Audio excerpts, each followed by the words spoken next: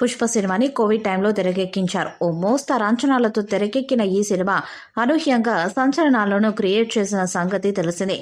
ఆ సెన్సేషన్తో పుష్ప 2 పై అంచనాలు విపరీతంగా పెరిగిపోయాయి. దాంతో సినిమా తెరకెక్కించడం పైన జాగ్రత్తలు పెరిగిపోయాయి. ఆచితూచి అత్యధికంగా టైం తీసుకొని దాదాపు 5 ఏళ్లు పడుతుంది సినిమా రిలీజ్ అయ్యేసరికి పుష్ప 2ని తెరకెక్కిస్తున్నారు. ఇక తాజాగా ఓ ఫిలిం ఫెస్టివల్కి అతిథిగా హాజరైన అల్లు అర్జున్ పుష్ప 3 గురించి సంచలన వ్యాఖ్యలు చేశాడు.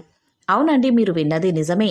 పుష్ప 2నే కాదు, 3వ పార్ట్ కూడా ఉందంట. 3ఏ కాదు, అలా వస్తూనే ఉంటాయట. ఫ్రాంచైజీల పుష్పాన్ని సిద్ధం చేయాలనుకుంటున్నారట. అందుకోసం బోలెడన్ని స్టోరీ లైన్లు కూడా set చేసుకున్నారట Sukku and team.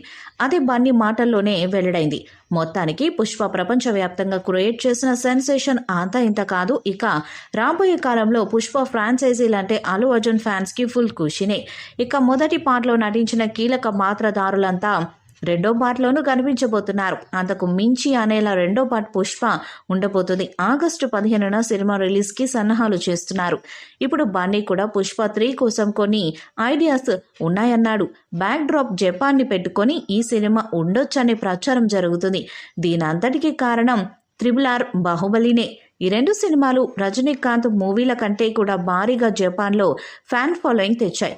Indian సినిమాలకు క్రేజ్ని పెంచాయి. అందుకే అక్కడ జెండా ఎగరేయాలనే జపాన్ బ్యాక్ డ్రాప్లో పుష్ప 3 ఉండేలా ప్లాన్ చేస్తున్నారట.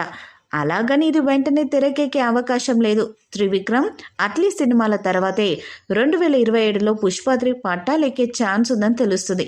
ఈలోపు రంగస్థలం కాంబినేషన్ రిపీట్ కానుంది. చిరుతో మూవీ అనుకున్న సుకుమార్ ఫైనల్గా రామ్ చరణ్తో సినిమా తీయబోతున్నాడట.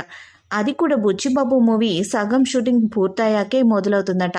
పుష్ప 2 మూవీపై మీ అభిప్రాయాన్ని కామెంట్ బాక్స్లో తెలియజేయండి. ఈ వీడియో మీకు నచ్చితే లైక్ చేయండి, షేర్ చేయండి, కామెంట్ చేయండి. మరిన్ని అప్డేట్స్ కోసం మన ఛానల్ని సబ్స్క్రైబ్ చేయండి. అలానే పక్కనే ఉన్న గంట సింబల్ని గట్టిగా కొట్టండి.